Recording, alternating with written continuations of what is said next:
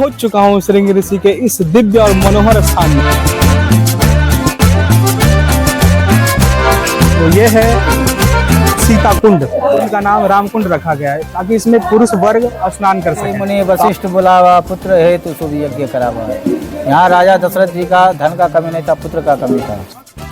तो देखिए ये मेरे पीछे है श्रृंगी ऋषि वाटर रिजर्वायर और यहाँ बारिश का पानी जमा होता है।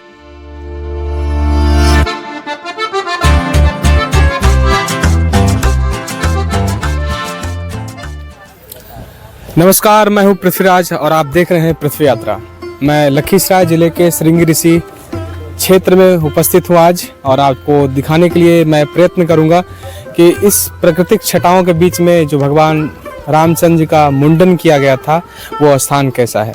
आप मेरे पीछे देख सकते हैं कि क्या सुंदर और दिव्य तरीके से यज्ञ मंडप का निर्माण किया गया है और बगल में ही आपको दिखाई पड़ रहा होगा हनुमान जी का मंदिर। तो आइए मेरे साथ बने रहिए और आज आपको दिखाने की हर एक कोशिश को मैं जारी रखूंगा। श्रृंगी ऋषि के एक एक स्थान को मैं दिखाने का प्रयास करूंगा।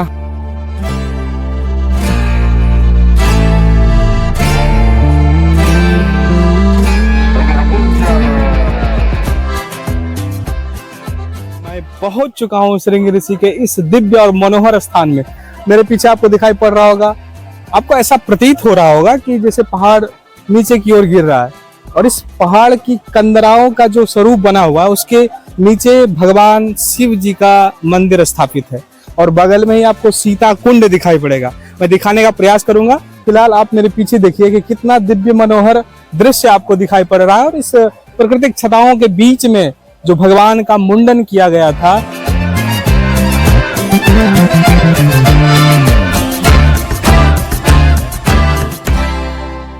और मैं श्रृंगी ऋषि धाम में उपस्थित हूं और आप देख सकते हैं कि मेरे पीछे कितना सुंदर भव्य और दिव्य ये भगवान श्री रामचंद्र जी का मुंडन का स्थान है। तो आप मेरे साथ बने रहिए और आइए मेरे पीछे और आपको मैं दिखाऊंगा कि यहाँ पे कितनी सुंदर दो कुंड है जहाँ पर निरंतर लगातार पानी बहते रहता है। आइए मेरे साथ और जानने की कोशिश करेंगे यहाँ के मुख्य जो पुजारी हैं उनसे और यहाँ की जो मान्यता है, इस स्थान की जो दिव्य मान्यता है उसके बारे में उनसे ही जानने की कोशिश करेंगे। तो मेरे पीछे ये है सीता कुंड जो कि श्रृंगी ऋषि स्थान में है और ये कुंड प्राकृतिक रूप से यहाँ पर जो जल आपको दिखाई पड़ रहा है, जल का प्रवाह निरंतर चलता, अनंत काल से चलता आ रहा है।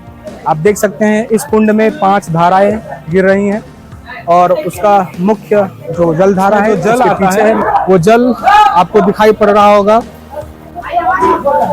ये मुख्य धारा यहाँ से निकलती है, आप देख सकते हैं मुख्य धारा वास्तव में यहीं से निकलता है और निरंतर इस पहाड़ की कंदरा से जो पानी प्रवाहित होते रहती है आपको दिखाई पड़ रहा होगा। और आप ये श्रृंगी ऋषि की अद्भुत जल की धारा जो निरंतर बहते आ रही है अनंत कालों से और आज भी उसी प्रकार से बह रही है। तो मैं आपको और दिखाने का प्रयास करूंगा कि ये जो मंदिर है कितना पुराना है और यहाँ के जो मुख्य पुजारी है उनसे मैं जानूंगा। आप देख सकते हैं कि मैं श्रृंगी ऋषि में हूँ और यहाँ के जो वास्तविक महत्व है, जो यहाँ की जो वास्तविक जो विशेष करके यहाँ के स्थान की महत्व है, इसके बारे में जानने की कोशिश मैं करूंगा कि यहाँ के मुख्य पुजारी जो है। श्रीमान, आपका नाम क्या हुआ? प्रदीप पाठक। प्रदीप पाठक जी से मैं जानना चाहूंगा कि ये श्रृंगी ऋषि स्थान की वास्तविक महत्ता क्या है और किस लिए प्रसिद्ध है ये? श्रृंगी ऋषि मुनि वशिष्ठ बुलावा, पुत्र हेतु शुभ यज्ञ करावा। यहाँ राजा दशरथ जी का धन का कमी नहीं था, पुत्र का कमी था। ठीक, राजा दशरथ जी का कोई संतान नहीं था तो पुत्र प्राप्ति यज्ञ करवाए थे। अच्छा, तो श्रृंगी ऋषि मुनि वशिष्ठ बुलावा, पुत्र हेतु शुभ यज्ञ करावा। यहाँ राजा दशरथ जी वशिष्ठ मुनि बुला करके यहाँ यज्ञ करवाए थे, उसी यज्ञ से प्रसाद लेकर के गए, पत्नी को खिलाए तो उसी में चारों भाई का जन्म हुआ। तो श्रृंगी ऋषि यहीं के रहने वाले? यहीं का, यही तपस्या यही है। अच्छा, श्रृंगी ऋषि का उनका मतलब यही है, तपस्या में यही है। तो श्रृंगी ऋषि जो यहीं के निवासी थे, यहीं के रहने वाले थे, अयोध्या में जाके यज्ञ करवाए थे उन्होंने। हाँ। और तो फिर माना जाता है कि यहाँ मुंडन भी हुआ था रामचंद्र का, चारों भाई का यही मुंडन हुआ है। अच्छा अच्छा, तो ये कहानी नहीं है, चारों भाई का ये किंवदंती है या सिर्फ सत्य, मतलब कि पुराणों में इसका उल्लेख? पुराणों में उल्लेख है, इस स्थान का पुराणों में उल्लेख हुआ, लखीसराय जिला अंतर्गत लिखा हुआ भी है। अच्छा अच्छा, हाँ।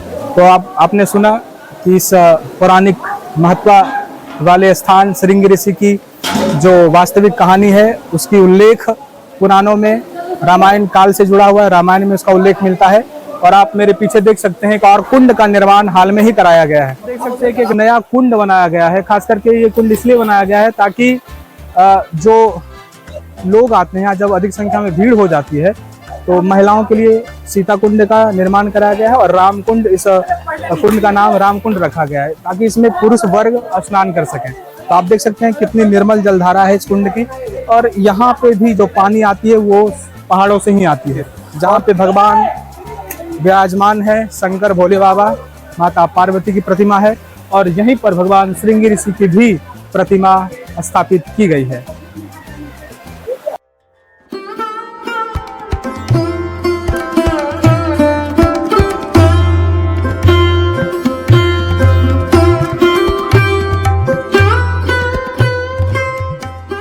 आइए इनसे बात करता हूं, जो कि फूल माला और पूजन सामग्री की जो विक्रेता है और जो यहाँ पे भगवान की पूजन की जो सामग्रियां होती है उसकी प्रबंध जो कराते हैं उनसे। तो भाई जी, आपका नाम क्या हुआ? रविंद्र कुमार। तो आप यहीं के रहने वाले हैं? हाँ। तो आप मतलब यही अपना सेवा देते हैं? हाँ, पूजा पाठ करवाते हैं और फूलपत्ती यही सब बेचते हैं यार। तो पूजा पाठ भी आप करवाते हैं? मतलब आता है नाम अच्छा, सुना के मतलब पूजा पाठ कर लेता है क्या। यहाँ राम भगवान का मुंडन हुआ था। अच्छा, राम भगवान का मुंडन हुआ था? राम लक्ष्मण भरत शत्रुघ्न चारों भाई का। अच्छा अच्छा, हाँ चलिए। तो आप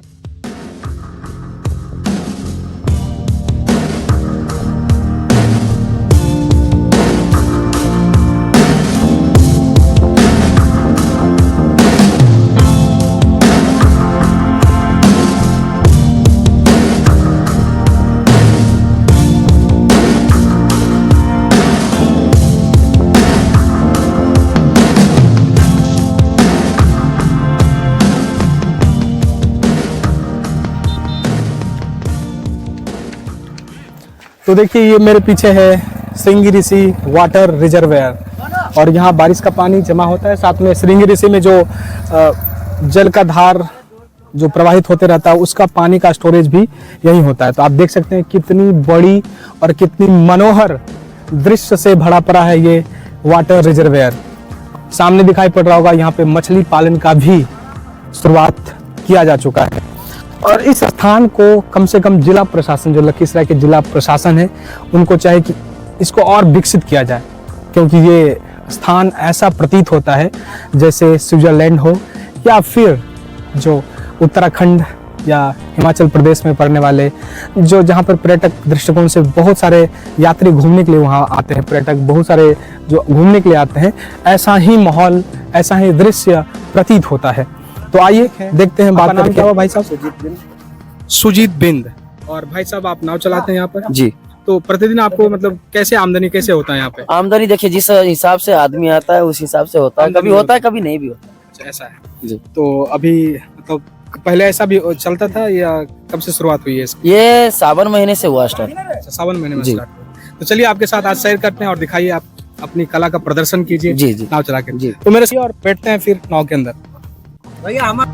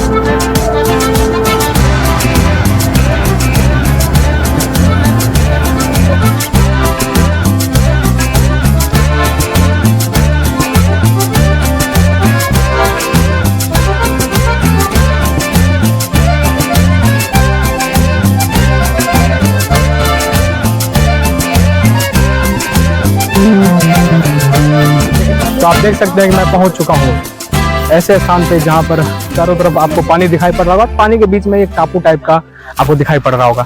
आप देखिए, सोचिए कि यहाँ की वास्तविक सुंदरता क्या है। आप देख तो आपने देखा कि मैं कैसे श्रृंगेरी शिव धाम में आज घूमने का प्रयास किया, और मैं आपसे बताया भी था कि जो जो यहाँ की मुख्य चीज़ें हैं मैं वहाँ आपको दिखाने का प्रयास करूँगा अपने वीडियो के माध्यम से, अपने ब्लॉग के माध्यम से। और मैं हूँ श्रृंगेरी शिव, जो यहाँ पर वाटर स्टोरेज जो है, water storage, rain water storage भी कह सकते हैं तरीके से, और श्रृंगेरी शिव कुंड से जो पानी प्रवाहित होती है और वो निकल करके इसी वाटर रिजर्वेयर में आकर के जमा होती है।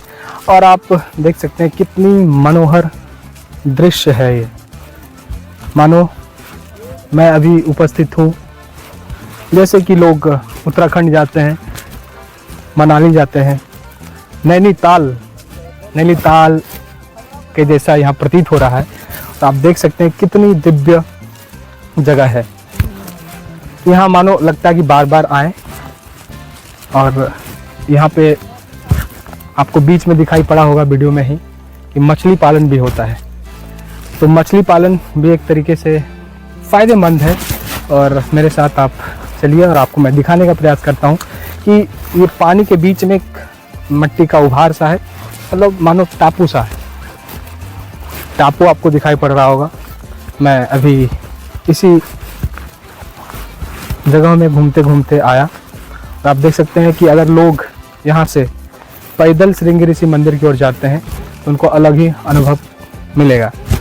अनुभव कहें तो अगर नाव के माध्यम से लोग यहाँ पर व्यवस्था ऐसी हो जाए कि लोग नाव के माध्यम से ही श्रृंगेरी शिव मंदिर की ओर जाएं, तो एक पर्यटन के दृष्टिकोण से पर्यटन को बढ़ावा मिल सकता है। क्योंकि नाव के बाद जब आप नाव से आते हैं तो आपको अलग ही अनुभव या अलग ही अनुभूति आपको होती है इस जगह की। तो आप देख सकते हैं कितना मस्त और कितना सुंदर जगह है, पहाड़ों के बीच में। चारों तरफ आपको पहाड़ दिखाई पड़ रहे होंगे। पानी देखिए कितनी साफ और निर्मल है, ठंडी पानी है, आप देख सकते हैं। तो अब चलिए दिखाते हैं आपको और लेकर चलते हैं वापस। और ऐसे ही प्रत्येक वीडियो के साथ बने रहिए ताकि आपको नए नए अनुभव मेरे वीडियो के द्वारा मिलता रहे आपको। तो बहुत बहुत धन्यवाद पृथ्वी यात्रा को देखने के लिए।